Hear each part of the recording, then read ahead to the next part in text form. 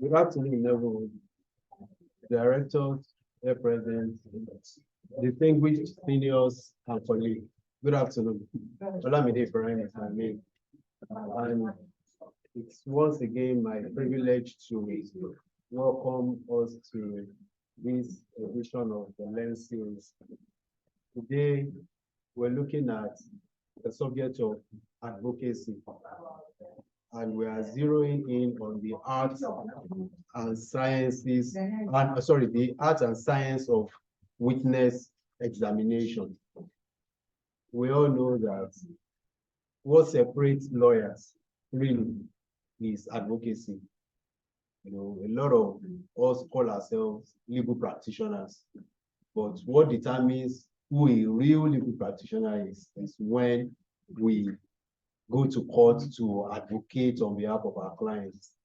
And the most critical aspect of this advocacy that we're talking about is cross-examination. But that is not the only thing we're going to be looking at. I'm going to leave the intricacies of what we're going to be discussing to our facilitators today, who is extremely passionate about this subject. We've talked about it over and over again, and I have no doubt whatsoever that with our wealth of experience, having worked for a good number of years, you know, prosecuting and even defending victims, she would do justice to this topic. So we're looking at having Ms. Yetunde Ajayi, who is from the Office of the Public Defender, take us on this extremely important subject. And without much preamble, I would like to also welcome her as she steps forward to take the step. If you're welcome, thank you. You can change the slide. Will you change it? Okay. So that I can. So you just this is what you do first. This one. This is just okay, you want to put that. Okay, I can take this out. So if you don't need this, I take this out. And then you use the touch to move it forward. Yeah, this way. All right, so good morning, everyone. Good afternoon. My name is Ajayi. I'm sure everybody knows. At least even if you don't know my name, you know my face. So welcome everybody, and it's nice to see your faces. So our, shall we say our responsibility, or rather our lesson this afternoon, is to look at the art of advocacy, specifically examination, witness examination. I have on the screen here building blocks now, because let's start with the scenario. There has been an incident.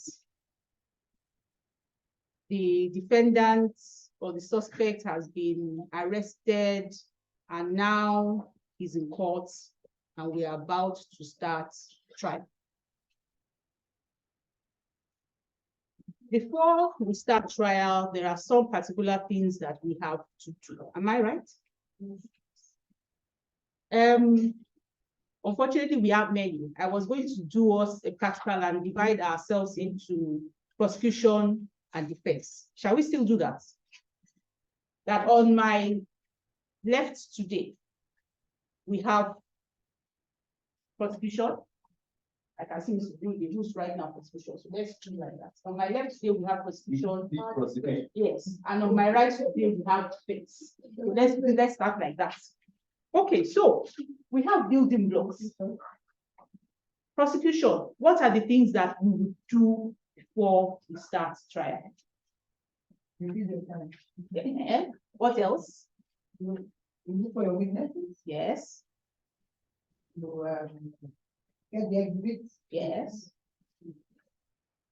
Where your trial is. and get ready.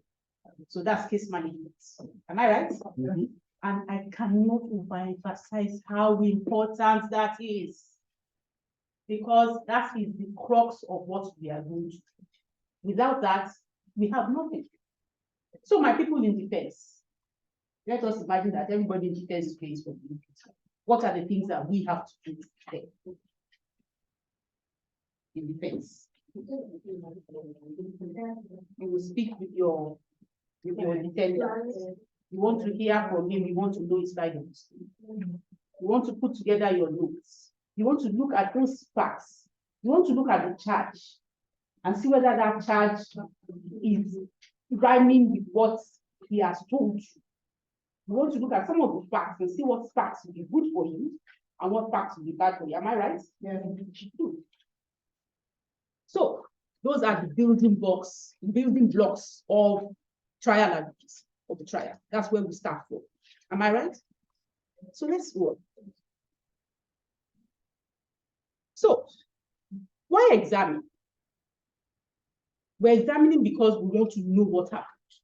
You want to put your case before the court. Am I right? You want to present your case as best as possible. In fact, our job as lawyers is to persuade the judge.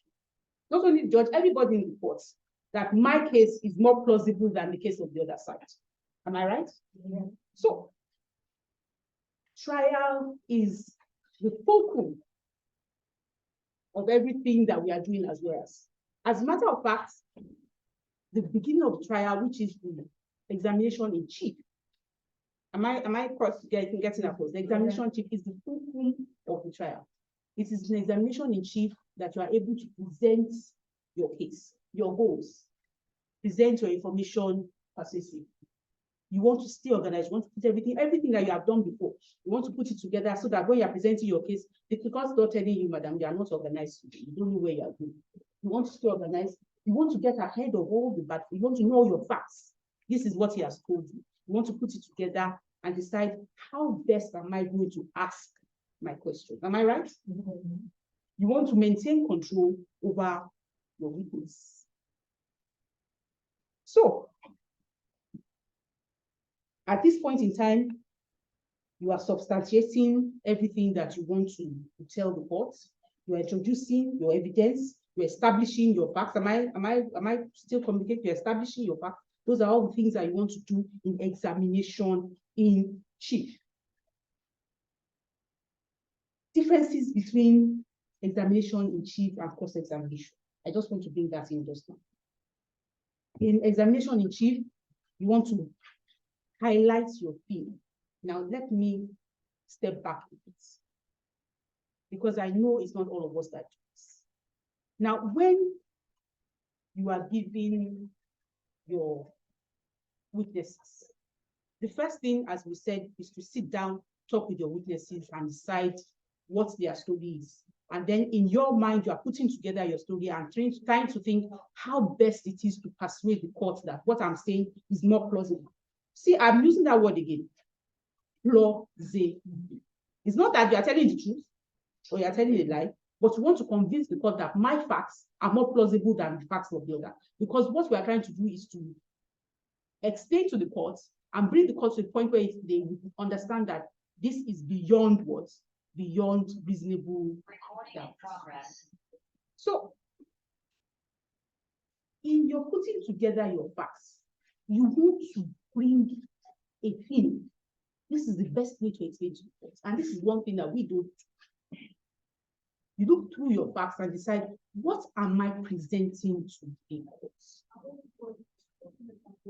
For example, let's use the what's it called that we used for the scenario that we used for our moot court earlier this year. I'm sure that a lot of us remember it. In that scenario, we had a young lady who had some problems. She was afraid of the dark. Am I right? She was afraid of the dark. The victim victimized her, insulted her. She had a temper. He invited her to a particular room. I think it was the conference room of the school. Invited her to the conference room, turned off the lights. In her fear, she heard someone try to come in and she hit whatever. That's the scenario we're dealing with. Am I right? Yes. Now, as prosecution, what will be your thing? What are you presenting to the court? Actually, there was no intention, but the person died. But Prosecution, the person died. okay. The person died. So what will be your thing? Personally, if I was prosecution, there are some facts that came. One, that she had a temper. Two, that she and that person were already in bad, how do I put it? She was angry with that person. They were not in good terms. And everybody knew that she had quite a temper. And therefore, if you have a temper, you could angrily have, in fact, you could have wanted to, because already you had said you hated you. So those, in my points, in my estimation, if you go back and look at that, things that prosecution would want to present to the court, that she already had a temper, that she and that person already had one task. All your witnesses will come up and say, yes, that they fought this day, that he insulted her, they fought, they did this, she did that. She already told people that she hated him. She already did. So if it is possible that she has motive because she hated him to kill him, am I right? So that would be your thing. Those are the facts that you want to build and show for the court. So those are your persuasive information. Put all your things in an organized, because you want to build in an organized way. You want to also give your evidence and bring in all your exhibits in an organized fashion. You want to stay ahead of the back. I'm coming to that point. You want to stay ahead of your bad facts, because you do not want your position to be the one to introduce those bad facts in court. And you also want to maintain control of the witnesses. We are coming to that. Now, you will introduce all your exhibits, Abby. You tell the court, so we have this, we have that. And as you are doing that, you are making up, you are building your story, you are organizing your case.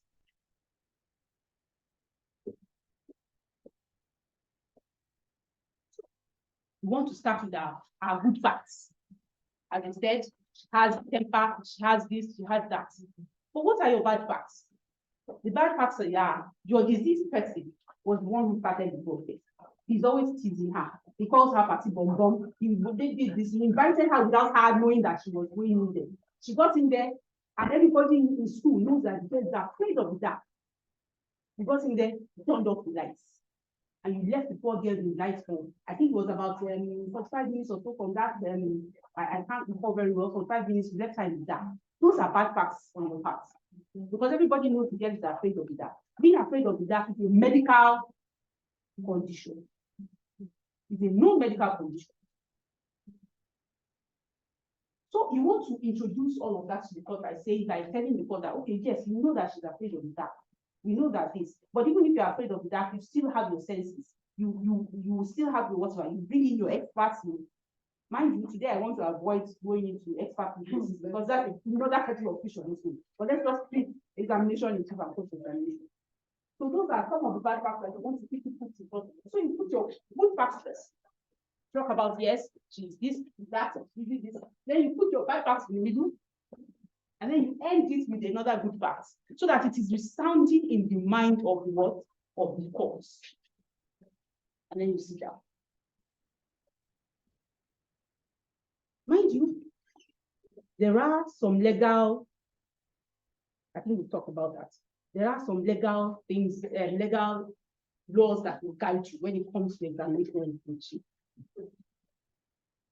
We have section 215 of the Evidence Act that says witnesses shall first be examined in chief.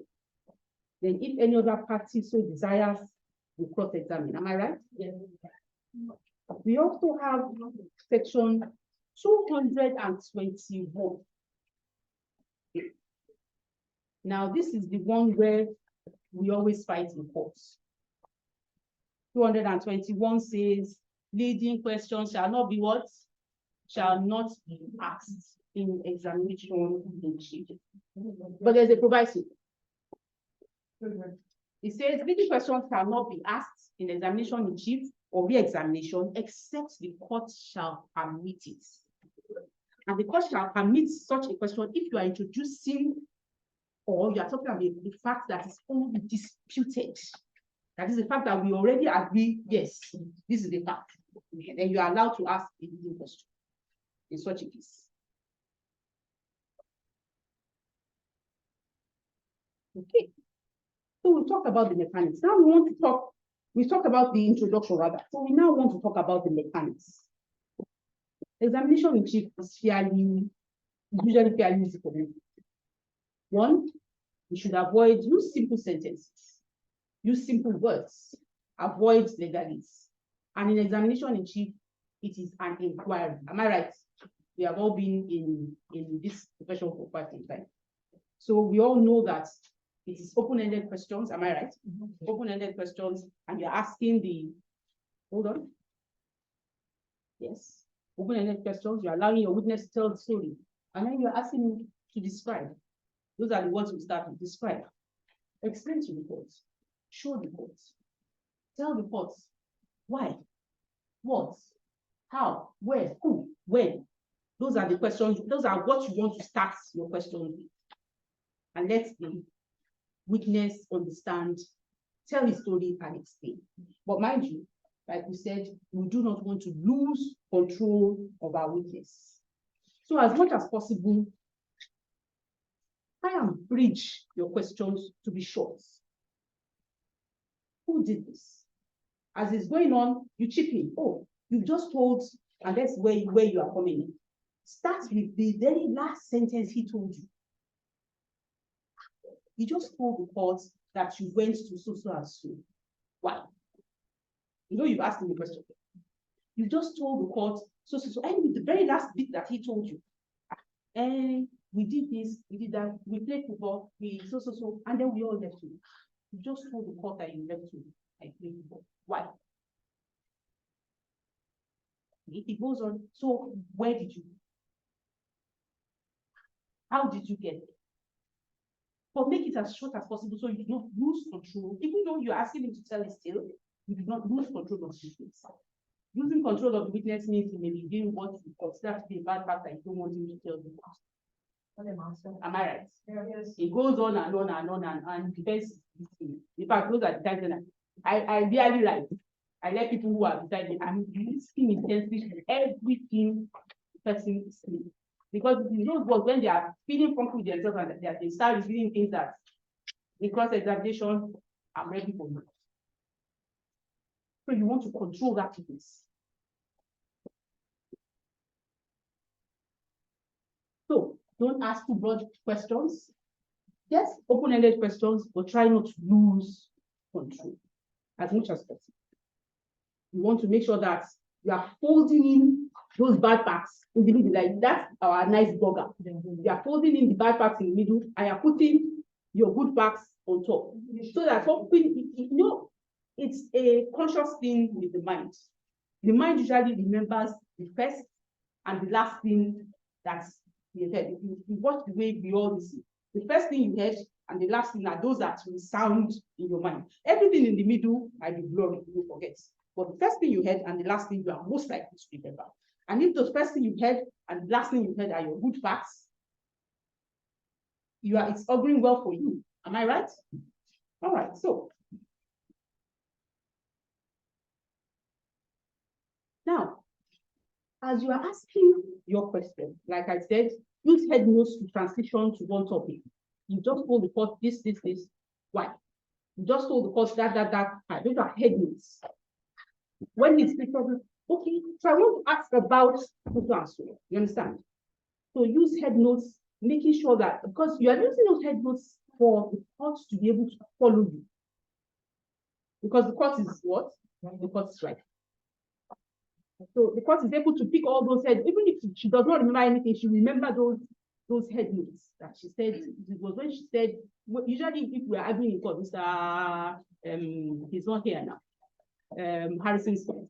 Usually when my lord will say, okay, I remember Mr. Ajayi, you said so let's talk about She remembered the head notes. So use those head notes. They are very, very, very useful.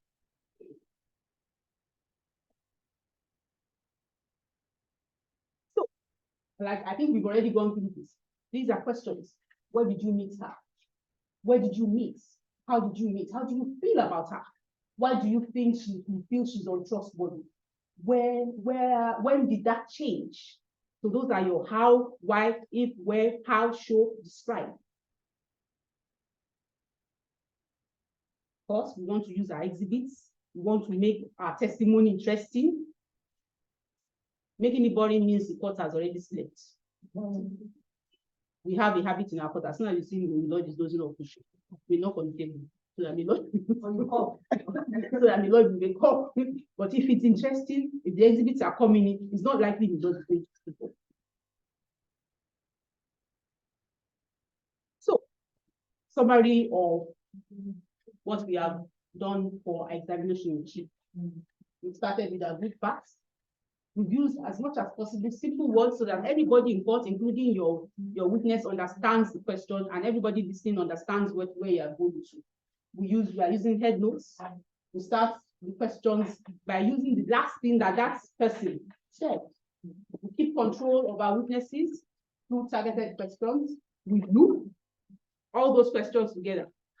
So you said you went to and so why did you do this? And then we use our exits. Any questions?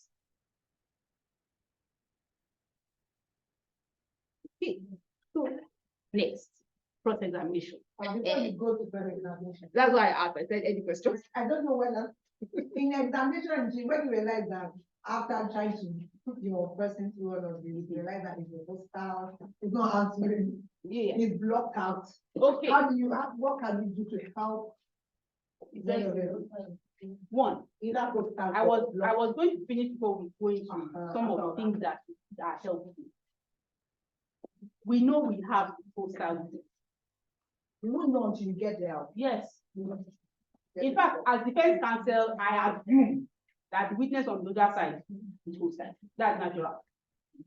So when I start my cross examination, I do it as friendly as possible so that the person will relax before I. But for you who is already bringing a witness and you find that your witness is hostile, then it's a problem. Now, if your witness is hostile, some of the things that I have on the back of my mind is one, don't argue with your witness. Never. Never argue with your witness. Ask the simple question.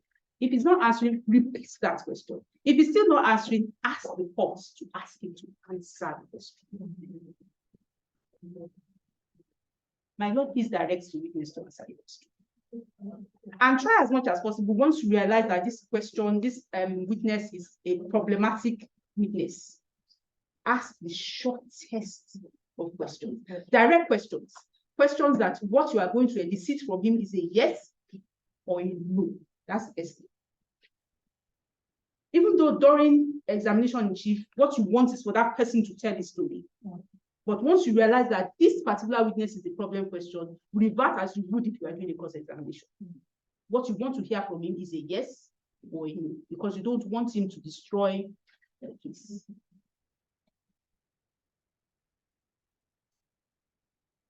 Read your questions and make them as short as possible.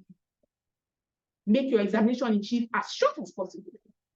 So you are asking exactly what you need to elicit for him. You want to hear a yes? You went to the scene of the crime. I'm assuming that your whatever is an IPO. You went to the scene of the crime. Yes. You tested so and so. No.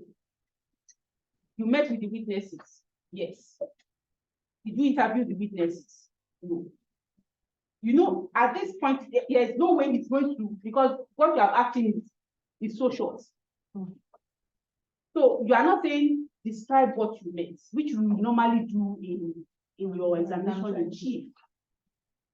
You are now leading them. But in leading him, you have to be careful that it's not a what? It's not a leading question. Yes, ma'am. Exactly what I was going to say. Because I've been in those particular shoes before. And when the witness was not cooperating with me, I knew I had to ask such questions. But the other side would tell me, so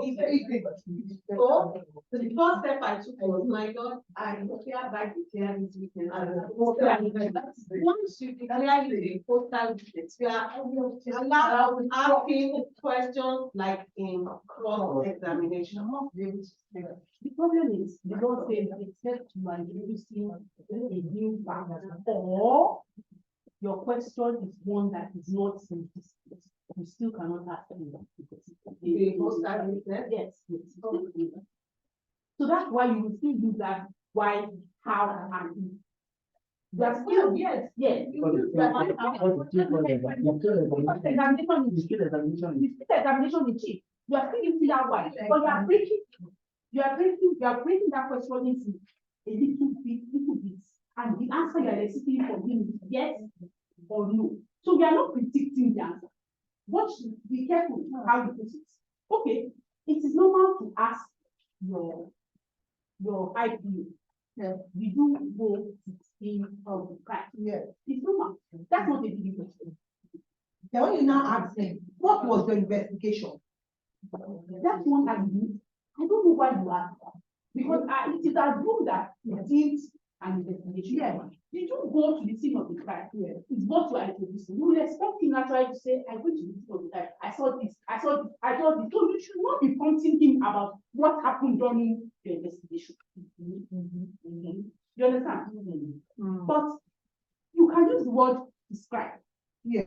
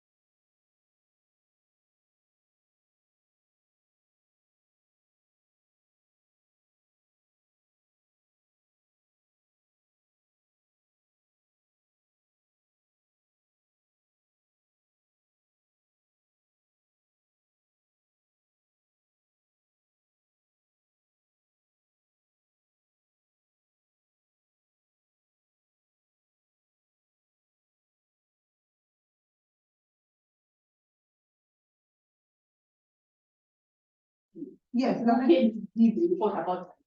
Yes. For many, it is always best for him to give that explanation without having to read from the report. Because it is much more closing. Yes, that's something. But if we have that whole time, if that IPO came is just a member of the team and was not, I was a member of the team, I did not follow them to class. So she's giving that report second hand. And when me I'm doing it, I will remind reports that she's giving that report second hand. Yes, sir. For me, I want to believe that today's discourse is on advocacy, and basically it includes civil litigation. So it's not only yes, this book will apply to whichever examination. So from that perspective, I want to submit that in civil procedure, when it comes to examination in chief, the witness who is maybe we have one or two, usually adopt his witness statement on oath. And so in civil, we rarely ask him more questions. All we need to do is for him to introduce himself, maybe one or two. What's your name? Where do you live or work? And then he adults. Do you remember? So that makes it easier. And then on the exhibit, we only refer to the paragraphs in paragraph 4. That we undergrade in civil during our examination in civil. We don't go the routes of Having to go and investigating one, telling the court that meeting is there and they pop out. So why I raised that is for the benefit of those people. No. Other, I mean the junior. Yes. I know all the, maybe the directors, the chief, but for some who have only been in criminal division or OPD, and incidentally in OPD we do all. Yes. Because I was we do all. We have been ISO. Quite a number of us are also worked in OPD. So we do all. Oh yes. They have always been in NIC, I know. So Mr. Kibi, quite a number of us are. I have seen so many places. So, for that, we should always have the mind that, civil is a big difference. Thank you. Thank you. All right, so we have for that. Before we go that. Okay, so as a follow-up to that, I was actually going to bring that up. And when you were talking about those questions, those indicators, those questions that you asked for how, why? Exactly. So I was wondering if we could have a way of giving expression to that in civil as well. Yes. So because what a counsel does in civil litigation is that it's not in all cases that you even interact with your witness when you are formulating the witness statement of oath. You sit down in the office and based on the information that has been supplied to you. And your own information. And your own imagination. So how do you interact with these questions when you're doing that? Not forgetting the fact that examination in chief is examination in chief, whether it is civil or criminal. Yes. So and when you do it right, it will not. It builds your case. Exactly, it builds your case that you won't have problems.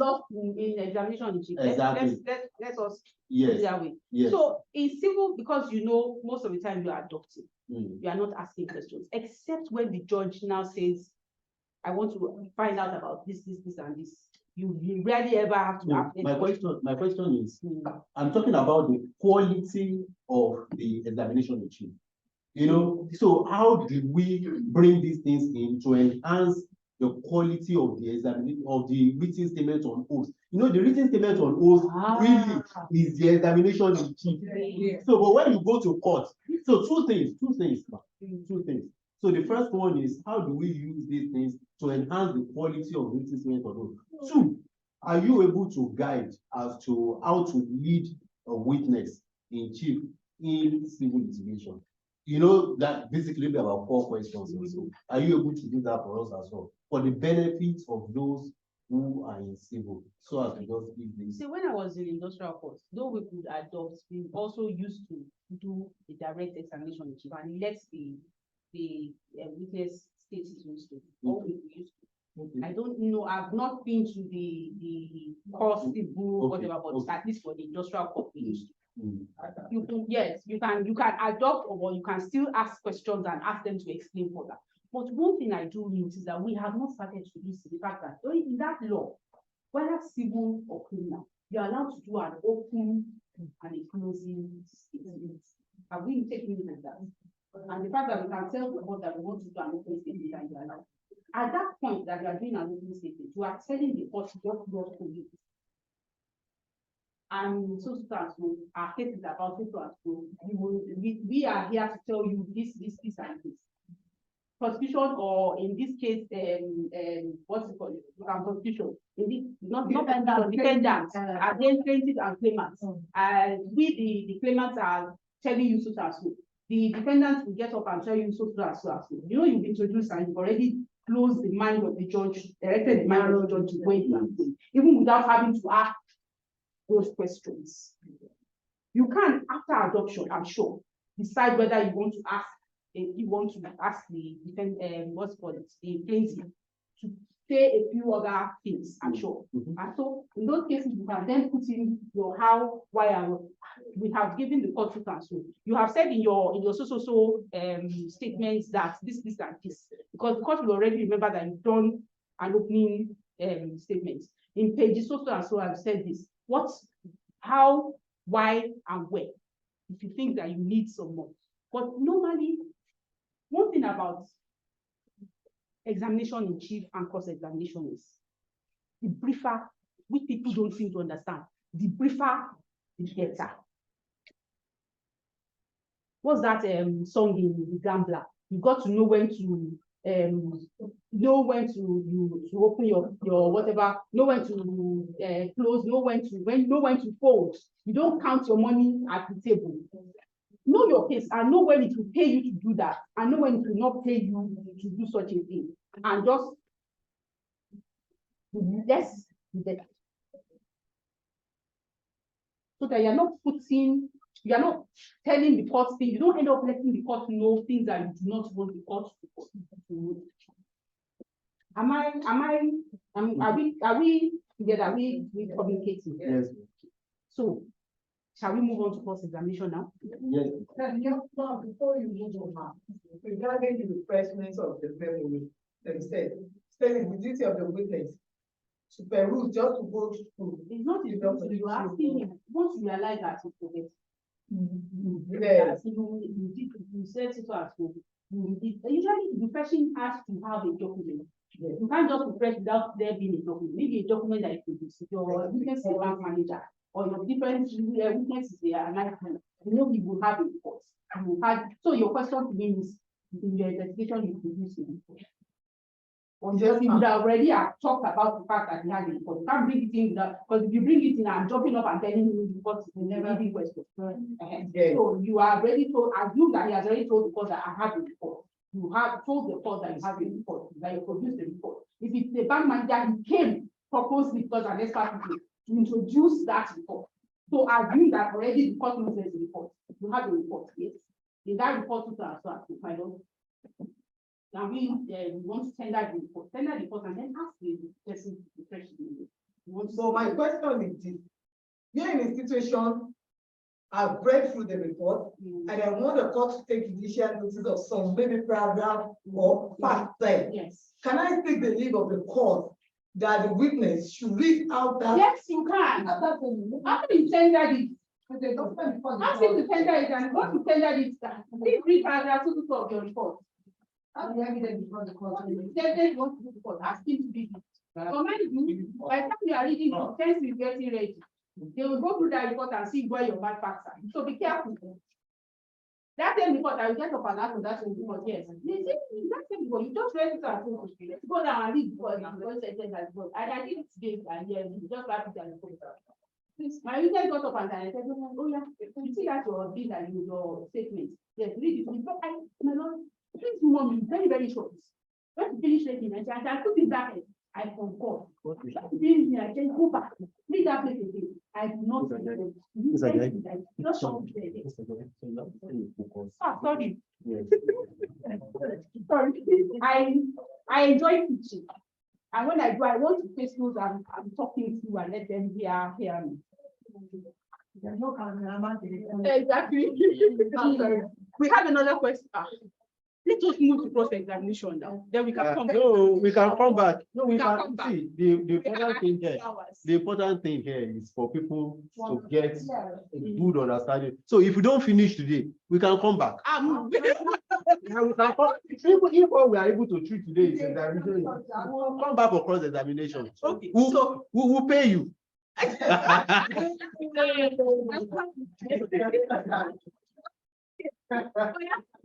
You are saying Okay. On the issue of the repression of the witness memory. But it's not that as a matter of law. Yeah. This issue of sending of documents goes two ways. A witness can refresh his memory without tendering that document. Yes. But the implication is that immediately you refresh his memory with that document becomes How are you going to refresh his memory without having that? He's an expert. And the rule of evidence that once that document is concluded, there's no basis and it's admissible in law. You cannot say that once you're an expert, you can refresh memory. Remember that you can refresh the memory of anybody. It doesn't have to be an expert. For example, I wrote a document in my office, or we signed a contract, and I'm sending that contract. I'm not an expert, but I came to tender a document that I am in know. Yeah. So I don't have to be an expert. Yeah. I'm sorry, I've missed again from the camera. I apologize. It doesn't have to be an expert. Yeah. All right. Yeah. But you can see that, for example, if we are talking about, for example, as my senior colleague said, it's a civil case and we're talking about land. Yeah. And it's a document that we have signed. Imagine if it's a 98-year-old man, and it's a document that signed years ago. And you can see that Baba's memory is failing. Baba has said, excuse my whatever. Baba would normally come and give his evidence in the language that he understands. In fact, he has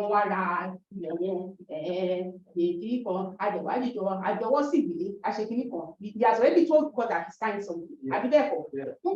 But you can see that Baba, there are some things of that whatever that you want him to talk about, and Baba is not remembering. And Baba, it is something what you told God that you signed whatever. Yes. Baba, if you see that whatever, would you remember it? Baba says, not see.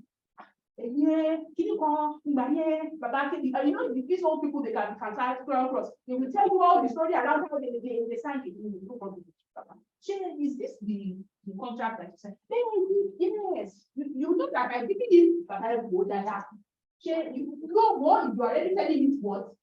No, I just want maybe because so what I'm trying to say is that the nature of the witness and the nature of the case will determine the approach to take. Yes, that's very, very clear. And it's a matter of law now. That I don't, for example, if I bring a pathologist to court, why do I need to tender his autopsy report? I don't need it. Because if you do that, what you are telling the court to do is to deny on the report.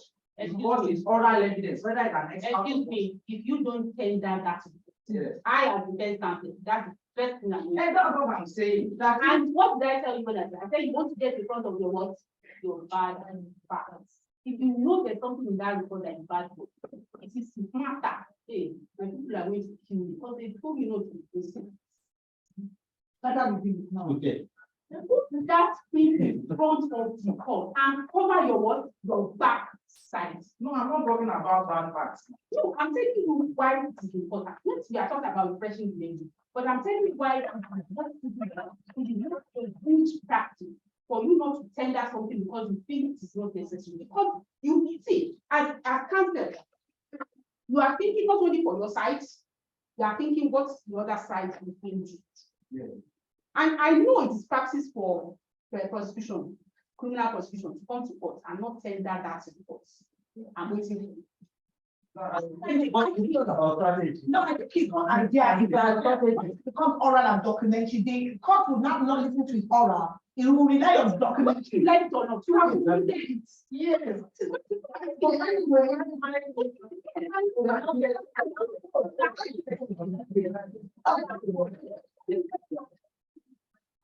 Don't allow me. My explanation is that when the person is being his case as a claimant or whatever side the person is, if you have two options, if you have a judgment, it does not, because you are not telling the document, does not mean that the document is bad. For example, if a witness is in court and I choose not to tender a statement, it does not mean that there's something in the statement that is inimical to my case. That's what I'm trying to say. The implication is not that if you find something that is good for your case there as your adverse party, you can use it to you can tender it.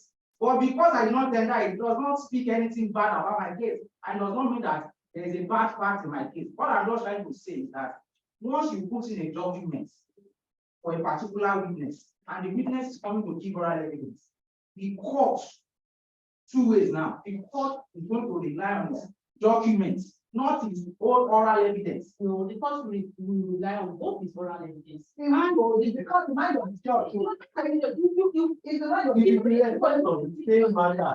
No oral, I said, I know. Protect your impression that, and you think have impression that, wait, you think have impression that.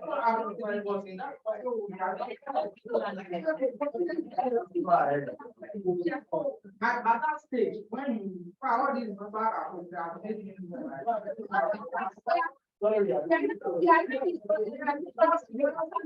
I'm trying to say is that once that documents, because in any event, the angle upon which you want the court to rely on the oral evidence, the documents. So once that document is in court, and in every event, the oral evidence that you are trying to document is a summary of an incident. The document cannot be an exhaustive, whether it's an autopsy report, a witness statement. So you cannot expect everything that happened to be in that document. That's what I'm trying to say, is that once you put that document in the court, so that your witness, his own evidence, the court will still have to sink it. It's whatever oral evidence. So if the court finds that documentary evidence is not credible, the court is going to rely on that documentary evidence. And in the event that your own that oral evidence is contradicting the document, the court will discountenance both. That's what I'm trying to say. So what I'm trying to say in essence is that because I have a document, it is not condition precedent. Because I have a document, it is not necessary for me to tender it. And it does not mean that that document is inimical to my case in any way. I just want that witness to give a free flow of evidence because oral evidence is not encompassing. I don't want to limit the court and my witness to the summary of that document. That's what I'm trying to say. Because if I write a statement is not the summary. I was not wrong, for example, or somebody in land, hey, go to that place, go and demolish. What do you expect me to say in 2 pages? So that's what I'm just trying to say. I'm not saying I agree totally. But I'm also pointing out to you that when you don't sit down, I'm also pointing out to you, and maybe from other people from experience, you look at it. You have 2 types of evidence, I think, oral and action. And in a trial, what is supposed to be like, all the documents today, whether it is civil or criminal, have been concluded. Once it has been concluded, whether you talk about it in court or not, the court is going to do that. In fact, there are plenty of pieces I wish I had given them that I've used in one of my addresses to remind the court that yes, though it is not mentioned this, but it's already concluded and my lord has the rights to look at it. And I pointed out some things in it. And by the time my lord was writing judgment, see that yes, she went back and looked at it. Sorry, ma'am. I'm sorry. That document I was concluded, was it tendered? Yes, The was it tendered? The ground was happy for me. It wasn't tendered. Because the document is not tendered, the court cannot look at it. So if you want to look at it, because the only argument that I can make if I the other party is that withholding of evidence. that's where we all make the mistake. Report whether you want to have concluded report the and reports can be except if you are tendered and have been rejected. That is when the court can look at it. So if I conclude the document, don't you are concluded, rely on it. yeah, the court can look at it. Yes.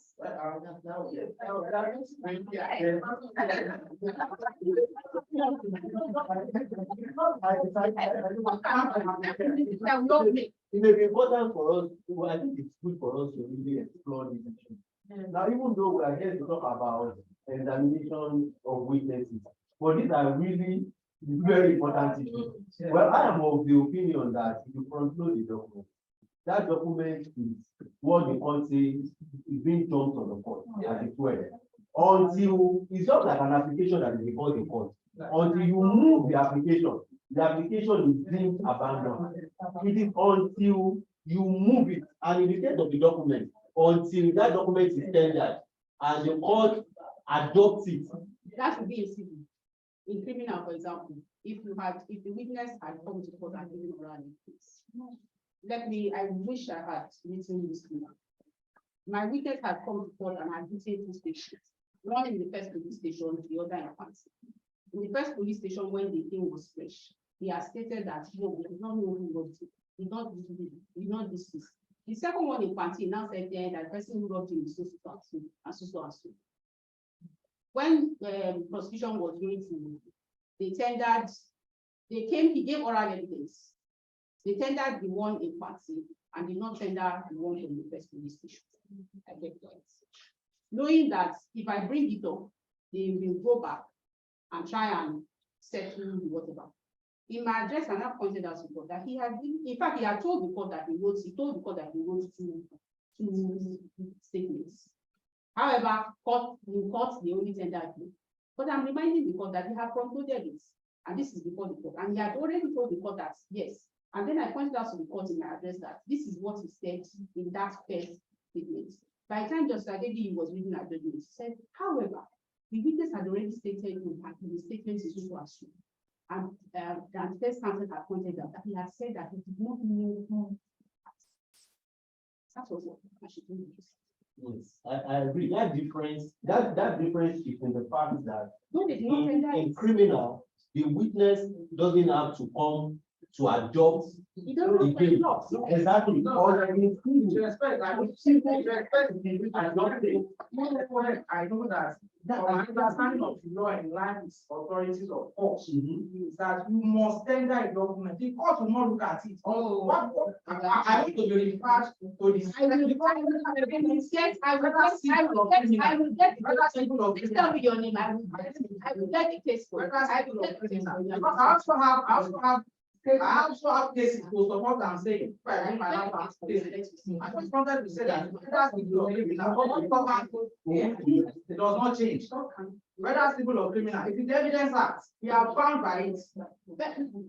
And I don't think there's any rule in evidence act that says it's people who look at this one. It's the evidence act. Okay. Well, with all due respect, having had all the arguments, I was in court at a particular time. In sometime last month or two. The judge said, any document, if you have all your exhibits, are you through? And in fact that, or any of the documents that were not exhibits, that were not tendered, they are deemed abandoned. That's possible. Yes, and I got the hint. That was the claimant.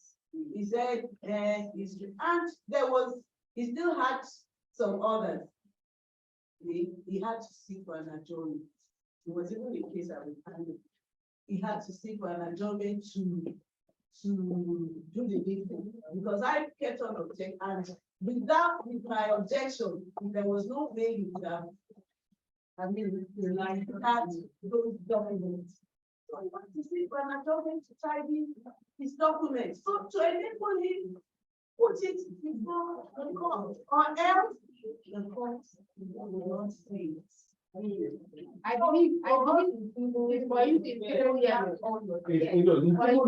yes, very clear. But in criminal, once the court, the person has said, I wrote this statement, and it is because the court, yes, it was yes. From my, I will get, I wish I would get it down. I will give it to Mr. Ibrahim and forward and the exception you made for the criminal prosecution. Hello, sister, we have one of you. Could it be because let's not forget that there are people joining us virtually as well, and they won't be able to hear. the exception you made for the prosecution for the court considering evidence has not been tendered? Could it be because not the evidence, no, that has don't not say been it's not, don't make mistake. It is front-loaded, already front-loaded documents. Not that it has not been front-loaded documents. Yes, ma'am. So could it be because the court has duty to always resolve all doubts in favor of the defendant. Yes, that's. Could that be the reason why That's- that's, that's- and besides, I'm an expert, I'm not yet coached back. And Yes. so I want to know, I've always heard that there is no front loading in criminal prosecution, criminal trial. Can you explain? I know that there was only front loading in civil litigation, not. Yes, but in not criminal trial now, the prosecution is supposed to put before the courts, or in what we now call the all the statements and the report, the police report and whatever is already before the court. So the court already has it even before you get to court. So what we are going to tender to the court is a certified true copy of those documents. You may choose to tender, you may choose not to tender. If you don't tender, the opposition will tender it. The defense will tender it. The defense may even choose not to tender it, but to remind the court that yes, it is already, especially where the witness has already told the court that this and this are what I need. If you case me, I will remind the court that yes, he has told the court that I need to say this, and the second statement was really so, and my lord, this has it's already before the court, and this is what he said. Can we move on now? I promise I will do for that whatever I'm giving side plan. I promise I will do it. Okay, so now we are moving to cross-examination. Now, there's no doubt about it. Cross-examination is hard. Let's cross-examination is hard. And I have watched people in court destroy a case. In fact, they will start well. And then the whole thing just and you'll be wondering, as they are doing it, you are doing like this. And my Lord is praying. So we know it is not easy. And the problem we have is the fact that it is not taught in one way. They are expected to pick it up as you go along. And you cannot pick up something good when those who are already practicing are not doing something good. That's the problem. That's the problem we have for the family. In fact, I had as much problem until we started doing this meetup and we started getting. I'm sorry, madam. That's not appropriate.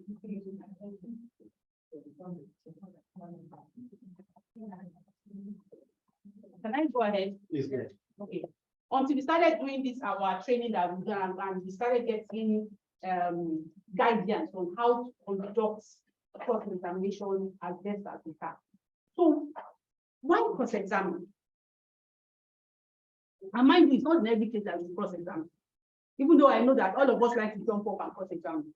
Even on the day when I told my Lord I was not cross, that I didn't need to cross, because the witness had told the court that my witness, he didn't know him. He didn't see him.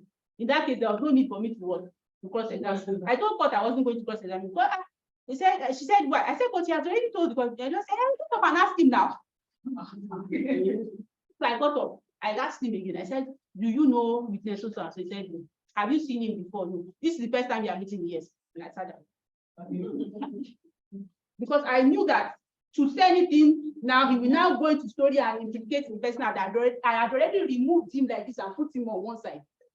I go on story and I will find out that gradually we are pulling my witness back in. So it is not in every case that you need to cross-examine. If you find that you don't have to cross-examine, but like that case, court is saying, get up and you two get up and make him confirm what he has told the court and sit down as quickly as possible before you spoil the witness. So let's go ahead. Mechanics of cross-examination. Now, cross-examination is entrenched in the Constitution. That's where we are going to start. Section 36. The right towards fair hearing. So you have a right to cross-examine. If you are not allowed to cross-examine, it's a ground for what? That's it. So effective cross-examination is very, very important. In cross-examination, you make or mark the case of your clients. I will keep going back to criminal. I'm sorry. Because I did DPP, I'm still in OPT. Even though in OPD I've done a bit of civil, but I must confess, my ground is criminal examination, it's criminal trials. But I will try as much as possible to cross-coordinate as much as I can. But I'm relying on our seniors to help us out a bit so that where we are falling, we will pick it up. All right, so purpose of cross-examination. Before I even go, we all like to watch, and I must confess that's what I watch on TV. What are all these programs? Law and Order. In fact, it's on. I'm watching. That's what I'm watching. After that, I've turned off, and beyond the news, I've turned off the television. But we all know that is what is fantastic. All the demonstration and whatever they do, you can't do it. You cannot do it in court. So fantasy versus reality. Reality, this is reality. All of you are sitting down and you barely have space to move, and you can't do all those mechanics and magic. So how do you manage to convince the court in the light of the reality? That's where we are going. Okay, so have a strategic plan. Like I said, he said this was prosecution and this is defense. For examination in chief, we concentrated on prosecution. Here we are going to talk defense. He says this is your what? This is your case. This is where you come to light and where you shine. Because you are waiting for them to do what you won't even behave as if you are counseling. But we all know that we are counseling, we are impeaching. Those are the things that we want to prove to the court that what they have come to say does not have basis, it's not reality. Am I right? So you must have a strategic plan. Like they too have a theme, you too must have a theme. Let us go back to that our example. We looked at the lady who was afraid of the dark. The guy had been insulting her, they had been abusing her, they had been doing everything. So what are our good facts? One, he had already insulted her. He was aware that she was afraid of the dark. Being afraid of the dark is a non-medical condition. Am I right? Yeah. And he was the one day, we knew that he invited her to that place on false purposes, just to be able to ridicule her. Those are all good facts in our favor. We want to point out, we want to have a theme. We want to point out to the court that our clients, yes, it's possible, but however, beyond reasonable doubts, these are the factors why the court should consider that there could be somebody else who killed the deceased. Because yes, she was afraid of that. She's not coming, but okay, it is the disease that it is the defendant that killed the deceased. She did what? She killed him, but she had what? An explanation. Then the defense is coming. It's a well-known medical condition. She was afraid of that. She was running for her life. This is what she did in order to protect herself. She did not intend to kill. She didn't even know who it was. By that time, she was hysterical. So she just took the stick and swung. She didn't know who it was. So you arrange all your good facts. In the middle, you put the bad. Never forget that you also have bad facts, and you must allude to them before the other side allude to them for you. Yes, my client was angry with that person. Yes, my client and that person has whatever. But however, and this is where you come in with the dramatics. You can now bring your own place. My Lord, we also have an expert witness who will tell you that the condition of my whatever is so and so is a medically known whatever. Put your witness on the stand. Yes, witness. You know of the disease called so and so, being afraid of the dark. I will not try to pronounce that. That name is very, very long. Yes. What are the conditions that come along with that? The witness will tell you report. Yes, so if you're afraid of the dark, you become hysterical. You lose your mind. You don't know what you are doing. You don't know this. All of that is what the good facts. And all of that is what the court will remember. Ringing in the court's mind that this poor child, this is what happened. It was not her fault. Therefore, the defense will have been. So we have to know our case and have a strategic plan and a case management system. We are moving along. So, what rules apply apart from our evidence acts? And we have gone through what laws allow us in this case with cross-examination, which is what is beautiful about it. Yes, you can cross-examine under 215. Yes, under 221, you can ask what? Leading questions. So you are not now limited to which, how, why, and where. Now, this is where it gets interesting. In your asking leading questions, and we will come back to it. In your asking leading questions, you still have to be what? You still have to be careful. We used to say the sky is the limit. It is not the limit. There are questions you still cannot what? You still cannot ask. We will come back to that. Now, it is very, very important in cross-examination that you know the answer to what you are asking. If you don't know the answer to that question, put your mouth in the permanent position of shut up. Because it will shock you the answer that will come out of the witness's mouth and your assault case. So cross-examination is not the time to experiment. It is not the time to conduct your own investigation. And this is what I see a lot of defense counsels do. They don't know the answer. So when you click on what did you do, and they say, so and so, and all of you are doing this.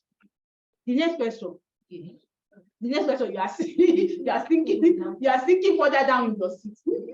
That's not time to do experimentation. If you don't know the answer, you don't ask it. As a matter of fact, when I ask questions, all that I want to hear from that witness is yes, no.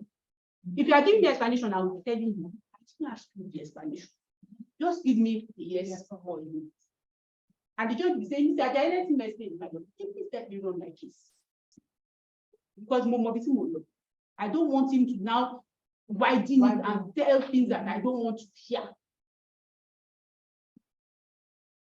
So we are going to talk about the mechanics of those questions. Now, with your questions, you want to introduce one fact per question. Let me give an example of some of the questions I've had. So you went to the market, and at the market you bought a basket of tomato, and the basket of tomato was spoiled. And so what did you do? And I'm wondering, where do you want him to start from? And in between all that long statement you went, I'm very, very sure that there's plenty of answers that is going to destroy your client's case for that long story. Break that long story into one. You went to the market. Yes. At the market, you bought a basket of tomatoes. Yes. Be careful the next question. What you want to hear is that basket of tomatoes was spoiled. And so your own client had a reason to complain. You refrain from saying that basket of tomato was spoiled, because that's the direct question. Because the next question you hear is, am I right? You don't want to hear that.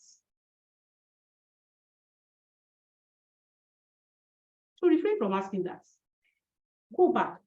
So you bought a basket of tomato. Yes. If one of those tomatoes, did they have holes in them? You understand what I'm doing now? You are being direct. You don't want him to say the basket was spoiled, but you want to know the condition of each of those tomatoes. But can you ask, do they have holes in them? Is that not direct? But you already know that basket. Because you are not, the witness have not in any way said It might be that your own has told you that those baskets of tomatoes, those tomatoes have some of them have holes, some of them do not have holes. So you are not looking at all of them. You don't pick up one of them. Some of those tomatoes have holes in them. You know, you have broken it, yes, you have broken it into small problems. You have not said all of it equally. You have said some of it as well. That may not be the best example, but that's exactly what I want to do. To break it into little, when you speak that answer that is. Because this time you want to say yes or no, but you also do not want to put a yes to what will overall spoil the whole thing. You're wearing a black face. On that black face, you have a color. that colorful chain, you did okay, you know that's what you are doing that. I mean, because it's going to say no. But we won't have to tell you the condition of that colorful chain. Imagine that colorful chain is open. That colorful chain has yes. But at the time that you are talking, some of those sweets on here. Have you not said that chain is open? But it takes a heck of a lot to be able to. I must be honest, sometimes I book. When I see that I booked, I quickly chase myself, or I stop. I not go ahead and make the position worse. So, and in breaking it into little bits, you are able to consider the next question before you ask it. I know a lot of us sit down and I do it, I write questions, but let's be honest with ourselves. Sometimes you find that those questions you are by the time you have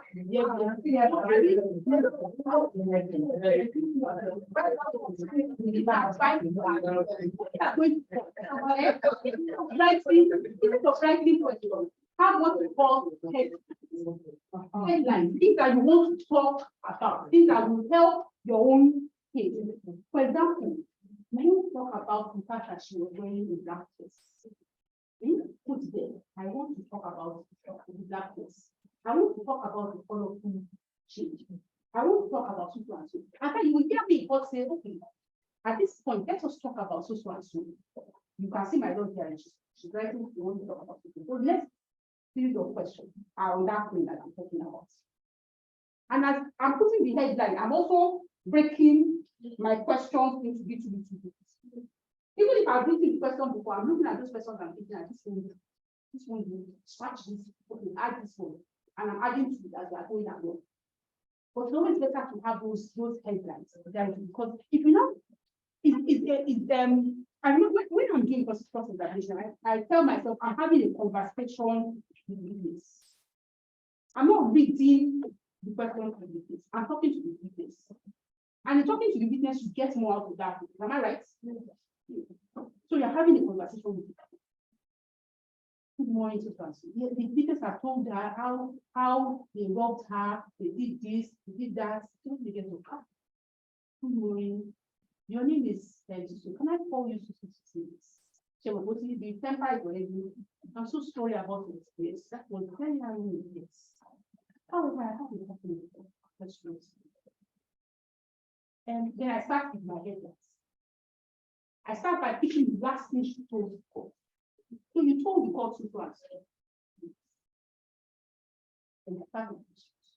And I break it into as little bits. So that anytime that is coming out of my what's yes, no, yes, no, I know this is important. The day she started explanation, yes, and what has I been asking? If we strict to answer to one, yes or no. Then go ahead.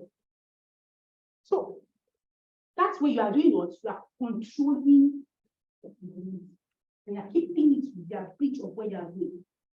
Mind you, try as much as possible. Your job there as whatever, even though you are crossing examining, is not to mislead the witness into answering what you want. So keep to the facts as much as possible. But within that facts, there is room for you to maneuver. Even when you know you have a stinkingly bad case. Mr. Ajayi, sometimes you have before the court and the man, all the things that you have thought about, he came and he lied and told you everything. From the beautiful end. And now you say I should put lines. How would I think?